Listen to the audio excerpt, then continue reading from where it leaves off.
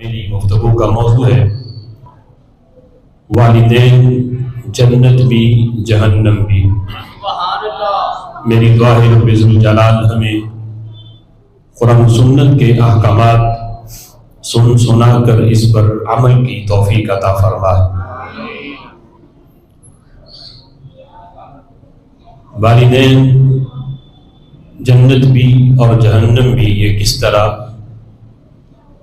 یہاں نسبت سبب کی طرف ہے کہ والدین انسان کے لیے جنت جانے کا سبب بھی ہیں اور والدین ہی بندے کے لیے جہنم جانے کا سبب بھی بن جاتے ہیں۔ اگر قرآن و سنت کے احکامات کے مطابق والدین کی اطاعت اور فرما برداری کی جائے تو یہی والدین بندے کے لیے جنتی بننے کا سبب بن جاتے ہیں، اور اگر ان کی نافرمانی کی گئی،